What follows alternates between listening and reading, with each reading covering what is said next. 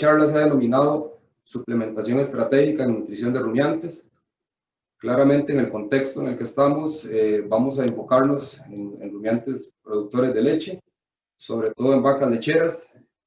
Y la idea es que podamos trabajar algunos contenidos como la definición por concepto de la suplementación, para poder ampliar algunos temas afines, los factores a considerar en el diseño de una estrategia de suplementación, la importancia de la tasa de sustitución de los suplementos en el diseño de las dietas, y también la calidad de la fibra y su interacción sobre el consumo de materia seca.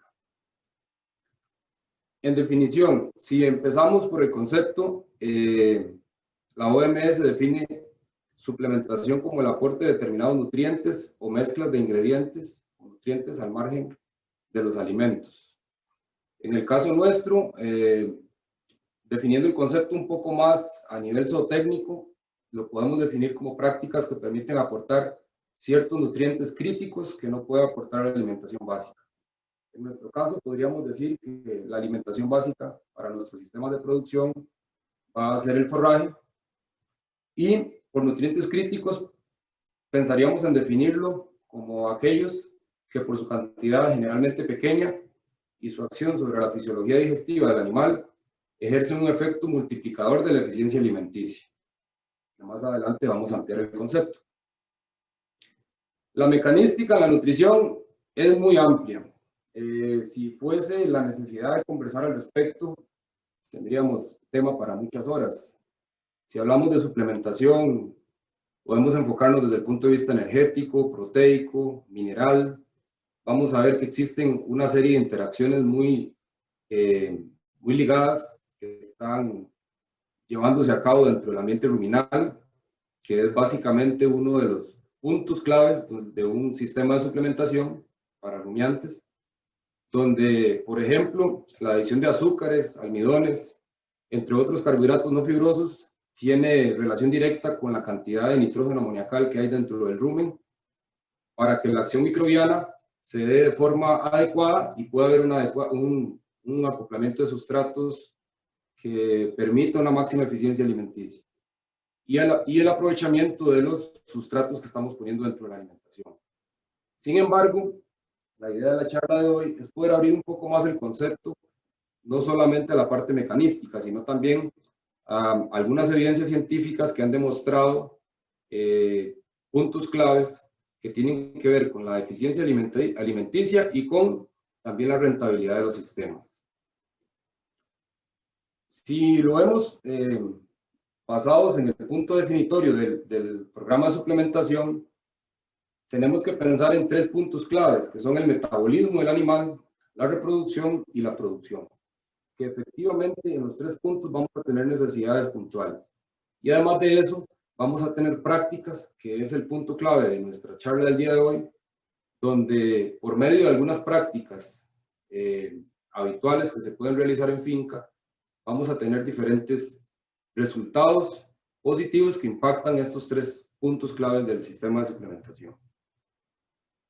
Entendiendo un poco acerca de la dinámica ruminal, es importante partir desde el punto donde el rumen es la estructura principal, donde se va a dar la mayor degradación de los alimentos que consume la vaca lechera.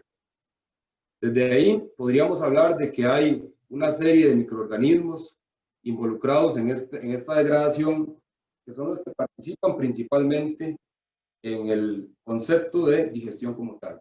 Por eso es que a la hora de definir un programa de suplementación o a la hora de tomar decisiones relacionadas con la suplementación del ganado lechero, tenemos que pensar abiertamente en estos microorganismos y cuáles van a ser los impactos que van a tener las determinadas prácticas de alimentación que yo lleve a cabo en la finca.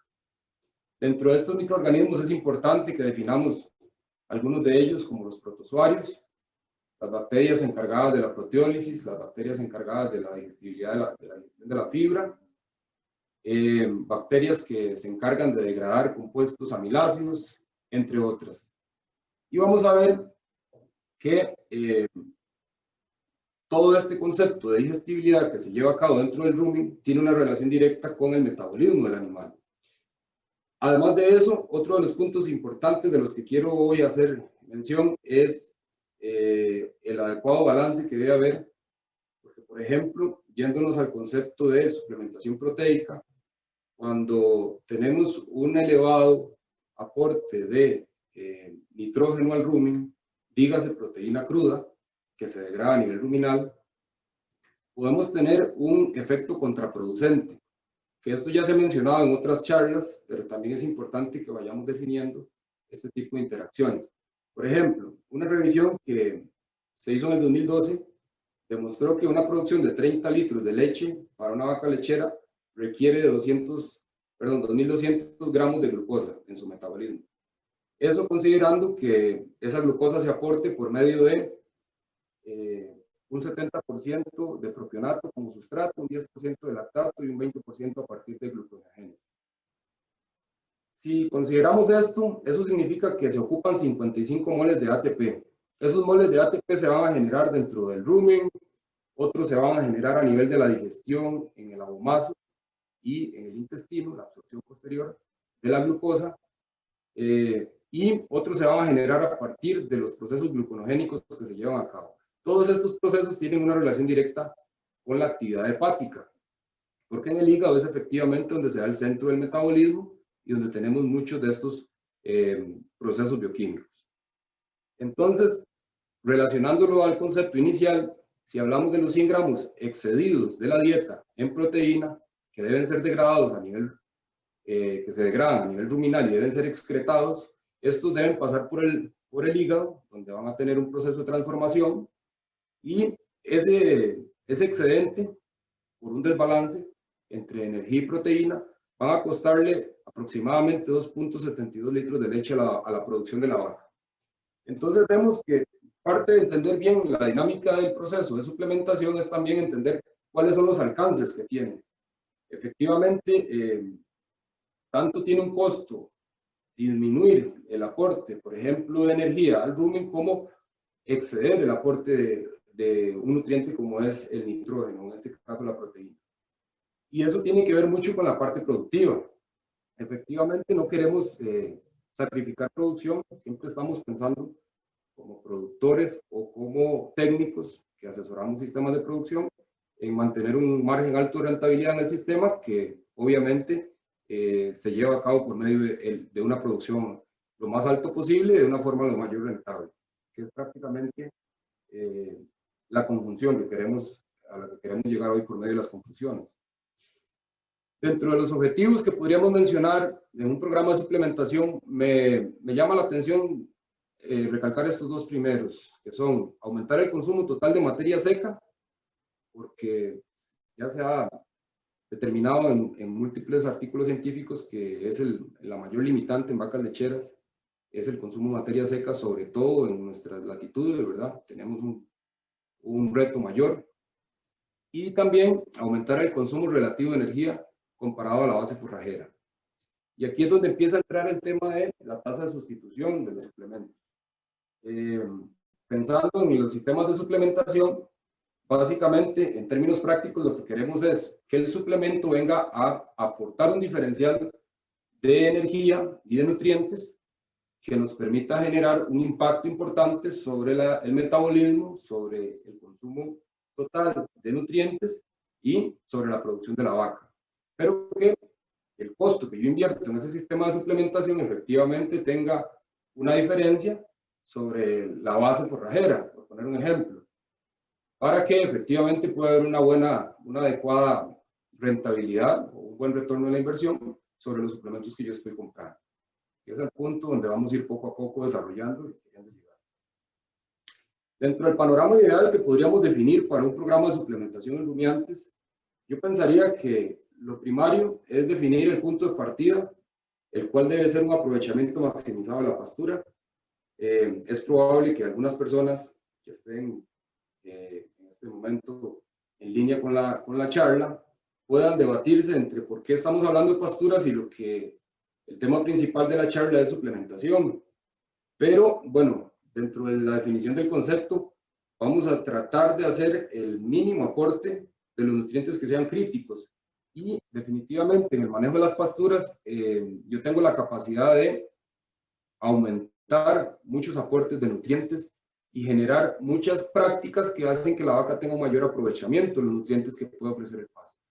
Y lo vamos a ir desarrollando en el transcurso del tiempo que tenemos destinado hoy.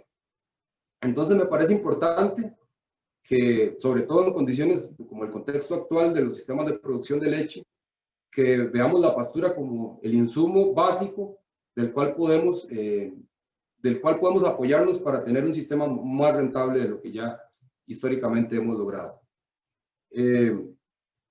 Por ende, eso nos lleva también a la necesidad de tener el mínimo de suplementación, el mínimo de adición de suplementos para alcanzar una producción objetiva. Uno de los paradigmas que a mí me interesa bastante poder abrir o romper es el hecho de que no siempre una máxima producción en un sistema representa rentablemente el ideal. Muchas veces, como nutricionistas, retamos los sistemas y hay un punto a partir del cual ese reto se vuelve muy costoso. Y es lo que quiero hoy definir a partir de algunos parámetros que vamos a ver. Y uno de ellos me lleva al último punto del panorama, que es buscar el mayor ingreso sobre el costo de alimentación. Es uno de los indicadores que recientemente se ha trabajado bastante y que conjunta, digamos, que el objetivo del nutricionista con el objetivo del productor, que es buscar la máxima conversión alimenticia basada en el consumo de materia y la máxima rentabilidad económica. Por ende, dentro de los factores que yo debo considerar en el diseño de un programa de suplementación, el principal va a ser el costo. Hoy día yo siempre le digo a mis productores y a los colegas con los que hablamos del tema que es importantísimo valorar el costo por kilogramo de materia seca. Cuando hablamos de subproductos agroindustriales, es un punto muy crítico por los contenidos de humedad. Cuando hablamos de productos nuevos que ingresan al país, muchas veces con números nutricionales muy promisorios, pero definitivamente cuando empezamos a trabajar el costo sobre el kilo de materia seca que yo quiero darle a la vaca, hacemos una conversión o estandarizamos muchos productos que en fresco difícilmente podemos comparar los costos. Por otro lado, es importante ver los costos por unidad de nutriente. Podemos hablar cuando sabemos que nuestro punto crítico en un sistema de producción es la energía, podemos hablar del costo por megacaloría de energía neta de lactancia. Y pues en otro tipo de condición donde yo necesite suplementar proteína, por ejemplo, también podemos hablar de costo sobre unidad de proteína, etc. La tasa de sustitución creo que es uno de los puntos que tenemos que entender mejor. Definitivamente esto es una de las claves de entender bien cómo funciona el panorama de suplementación en una vaca lechera y en un rumiante en general. Básicamente es un concepto que hay que ampliar y que muchas veces nos cuesta entender porque no está ligado, no está definido o fijo, acompañado a un suplemento, como podríamos hablar del valor de energía, el valor de proteína, el valor de calcio, de fósforo. No es un valor que esté ligado al suplemento, sino que es un valor que viene de una interacción entre los forrajes y los suplementos y el sistema de producción.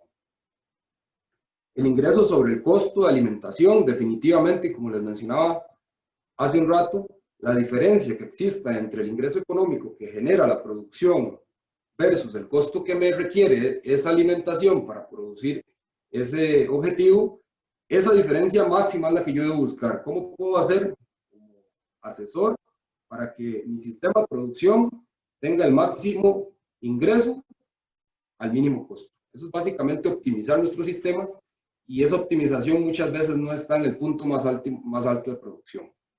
Y también es importante definir que, pues, como son sistemas de producción con diferentes categorías de lactancia, la vaca lechera, una vez que tiene el inicio de su lactancia en el parto, hasta el momento del secado, va a tener una serie de momentos en los cuales yo puedo explotar de forma diferente esa diferencia entre el ingreso económico versus el costo de alimentación, para que al final de la lactancia tenga un promedio de ingresos sobre el costo de alimentación que me permita tener números desde el punto de vista económico deseables.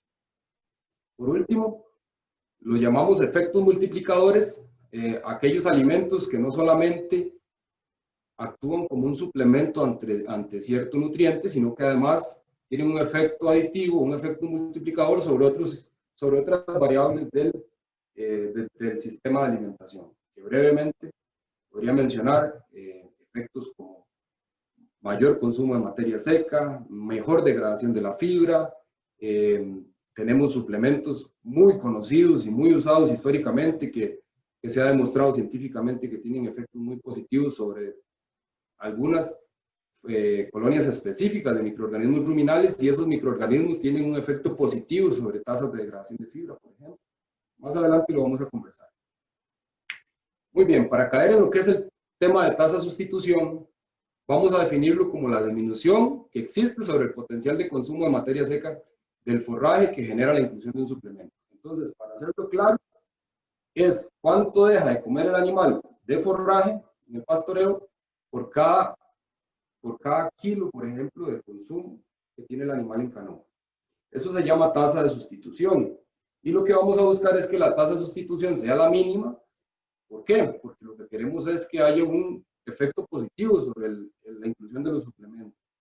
Cuando las tasas de sustitución son muy altas, sucede que yo estoy pagando un costo por los suplementos que muchas veces lo que hace es sustituir una parte de la energía, de la proteína y los otros nutrientes que ya me estaba aportando el pasto.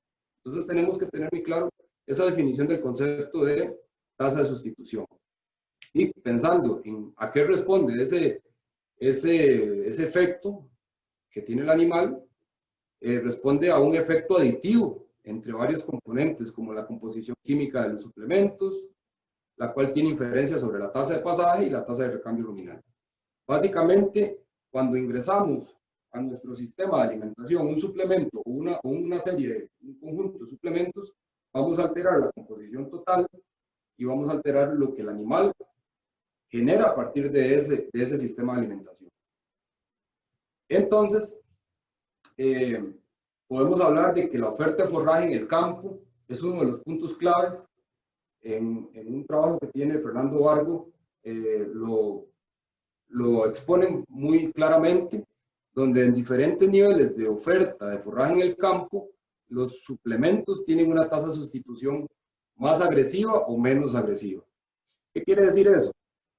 Cuando tenemos ciertas limitantes de forraje en el campo, por poner un ejemplo, tenemos una condición climatológica, una condición hídrica o una carga animal a nivel de finca que me condiciona la oferta en el campo, a mayor sea la cantidad de animales por unidad de forraje que yo tengo en el campo, la tasa de sustitución va a ser un poco más alta. ¿Por qué? Porque el animal se enfrenta ante un reto donde salir a buscar ese forraje le requiere un costo más alto de inversión de tiempo y, por ejemplo, se ha determinado que el tamaño del bocado está muy relacionado a la oferta de forraje. Cuando un animal tiene un tiempo determinado para ir al campo a cosechar el forraje que necesita en su consumo diario, y aparte de eso hay una limitación, sucede que los bocados van a ser un poco más pequeños, el tiempo que el animal dispone va a ser el mismo, y pues hay una conjunción de situaciones que lo que hacen es que el animal consuma menos forraje.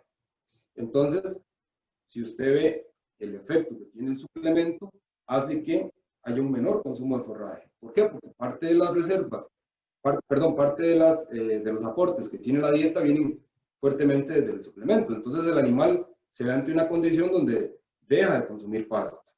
Por otro lado, el estado fisiológico del animal claramente es una de las constantes metabólicas más importantes dentro del comportamiento en el campo. La composición química tanto del suplemento como del forraje sustituido, y las condiciones ambientales, que las condiciones ambientales están muy relacionadas también al comportamiento que explicaba a partir de los artículos científicos que tienen que ver con la relación que hay entre el tiempo en pastoreo, el tamaño del bocado y el consumo de forraje que hace el animal en relación al suplemento. Por acá tenemos un cuadro donde nos podemos presentar la energía neta de lactancia que tienen diferentes forrajes que tenemos a disposición en nuestros sistemas de producción.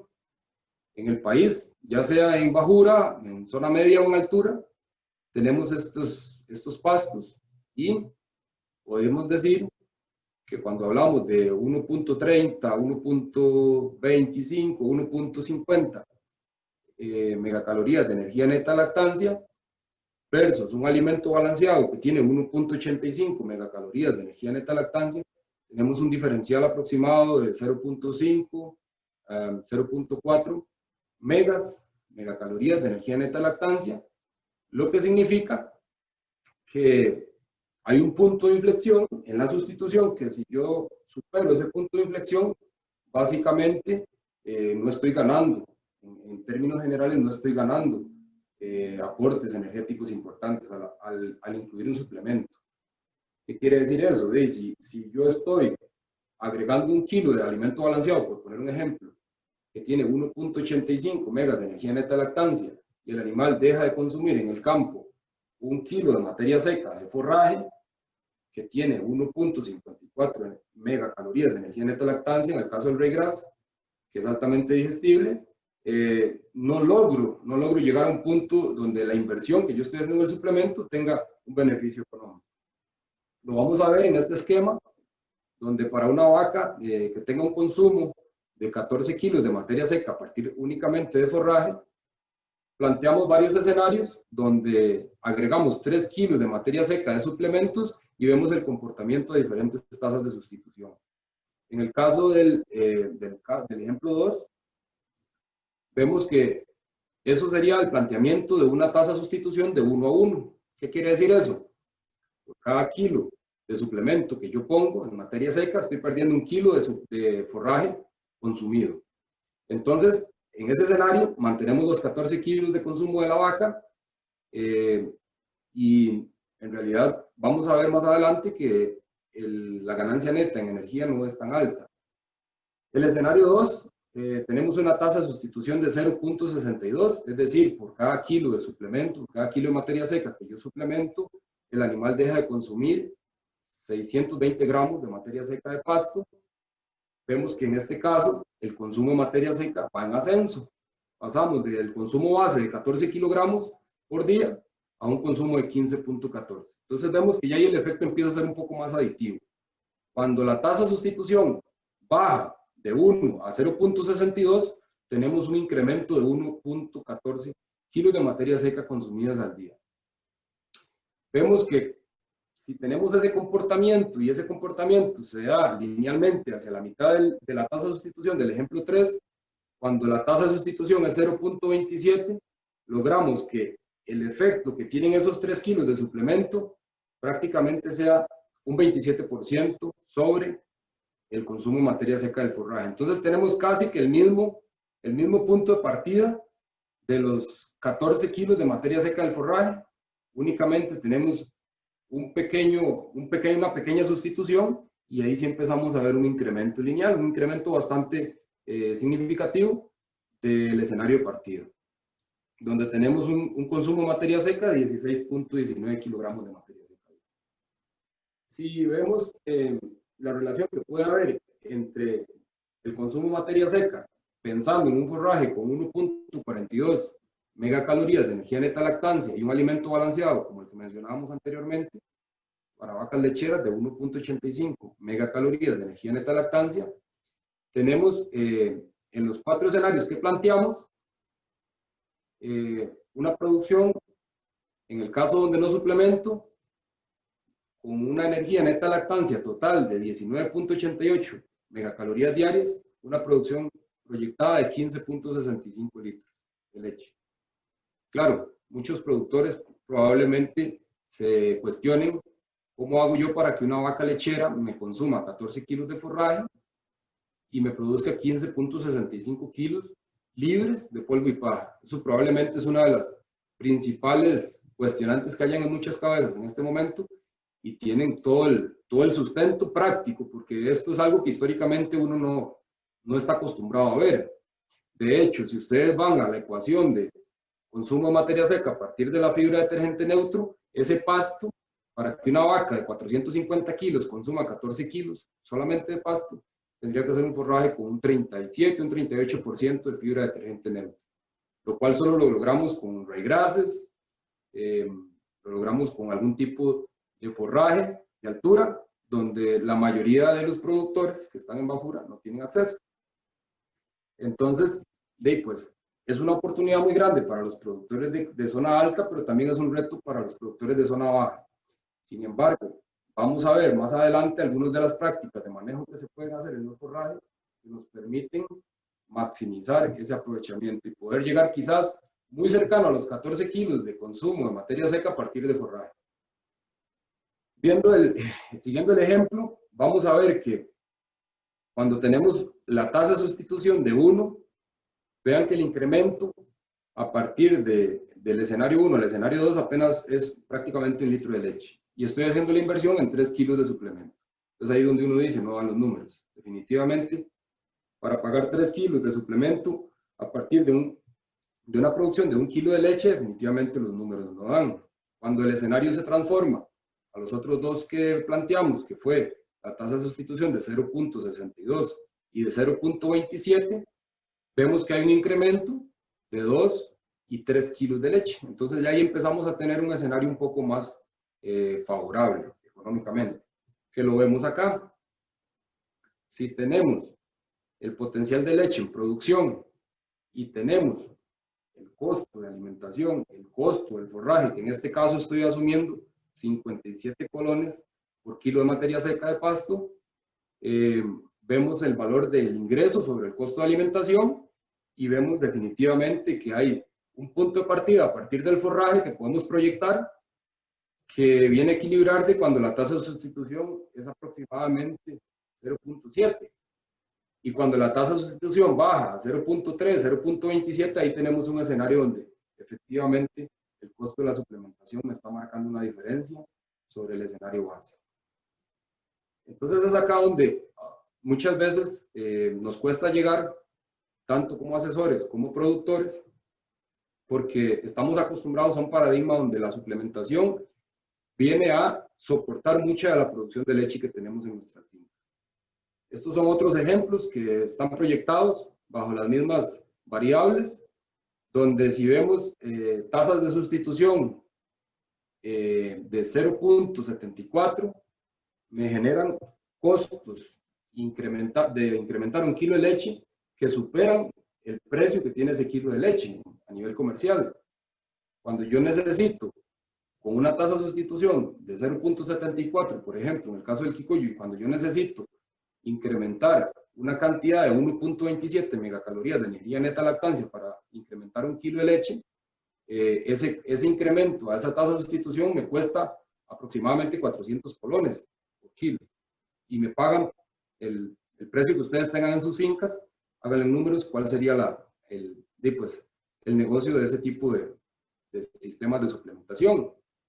Cuando yo logro que esa tasa de sustitución disminuya a 0.5, 0.3, empezamos a ver números muchísimo más favorables para nuestro sistema, donde ya empieza a haber una diferencia entre lo que me cuesta producir el kilo de leche y lo que me pagan por ese kilo de producción de leche. Eso nos lleva definitivamente a la parte, digamos, relacionada al forraje. No podríamos de ninguna forma pensar en un sistema de suplementación eficiente que me genere rentabilidad sin tener un manejo de los forrajes que efectivamente vaya acorde a esos sistemas de suplementación. Entonces acá es donde definimos algunos indicadores de calidad en los forrajes, como el nivel de fibra detergente neutro que tienen los mismos, pero más importante aún, la digestibilidad de esta fibra detergente neutro. Y además de eso, el nivel de lignina. Vamos a definir la fibra detergente neutro como la cantidad de pared celular que tiene el tejido vegetal del cual estamos alimentando a nuestros animales.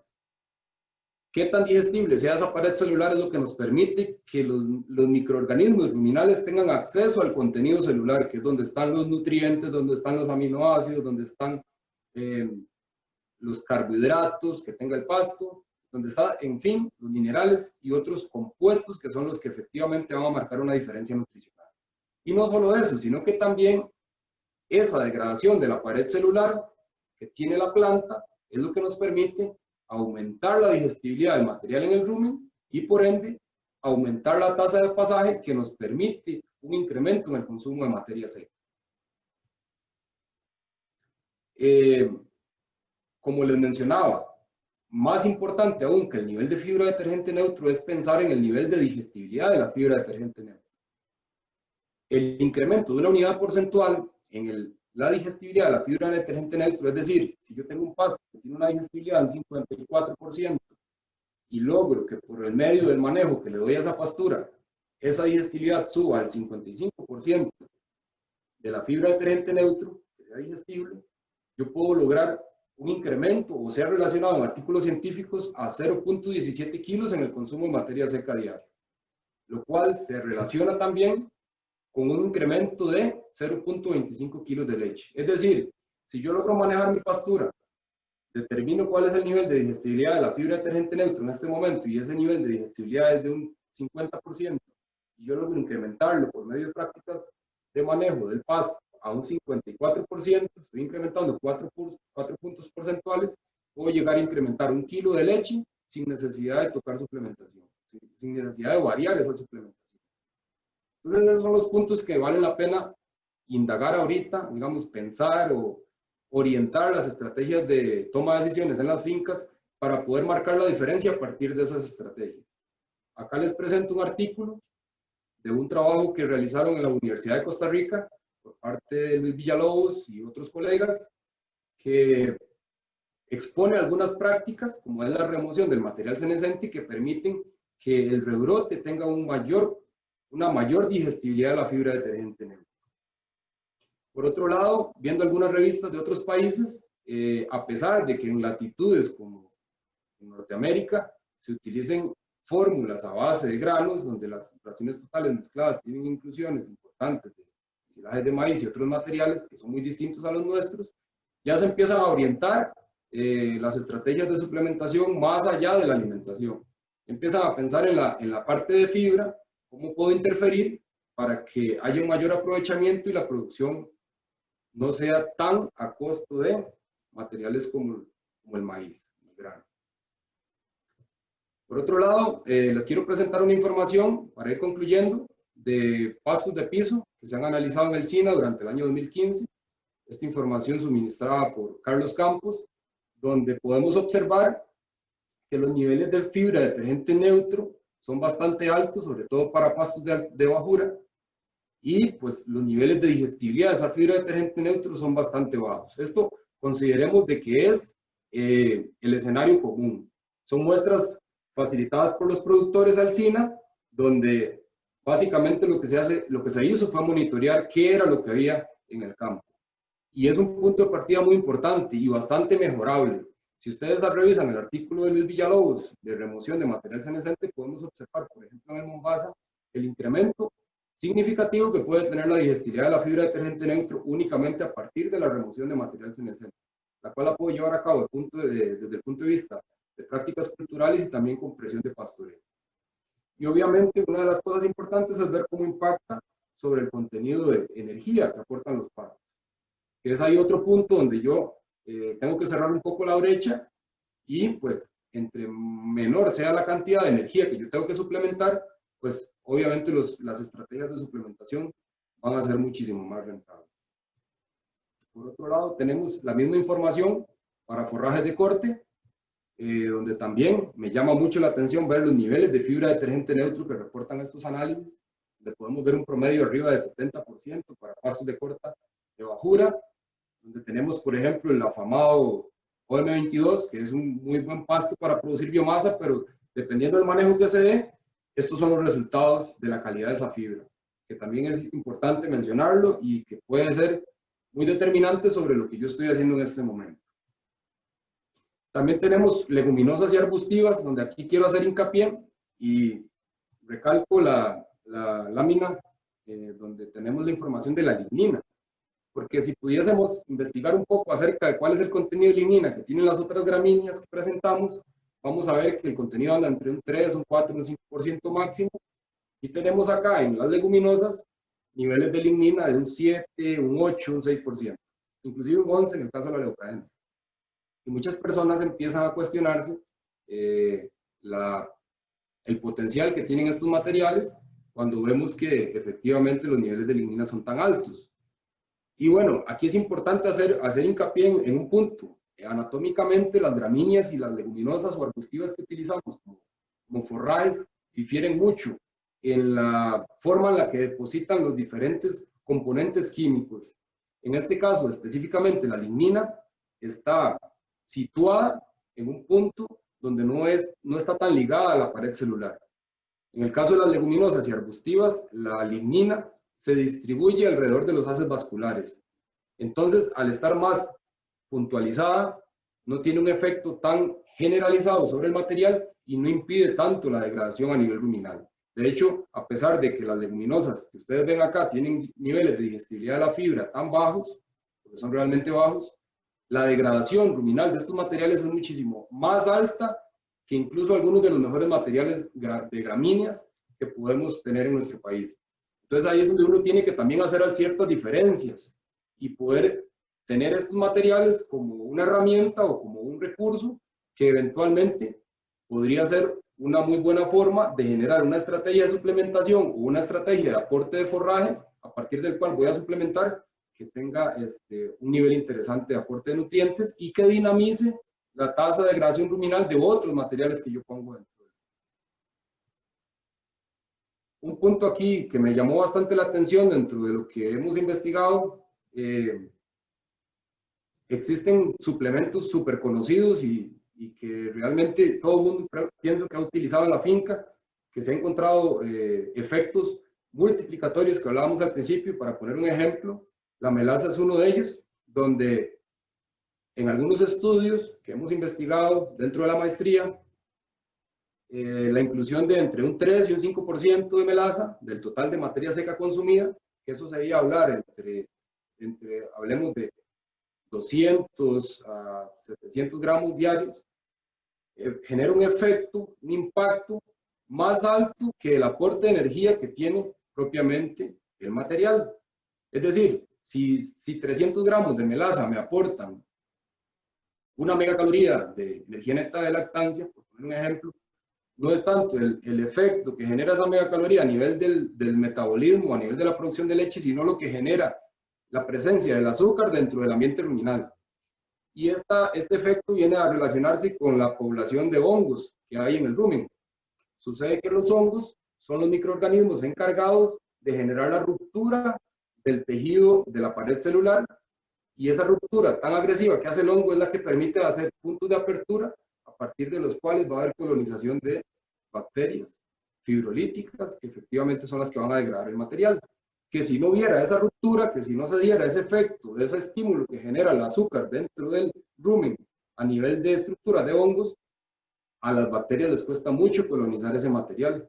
Entonces vemos que hay materiales, como por ejemplo en este caso la melaza, u otros materiales que aportan azúcares, que estimulan ciertas colonias dentro del rumen, que me generan un efecto positivo más allá del aporte propio que está haciendo energéticamente el material.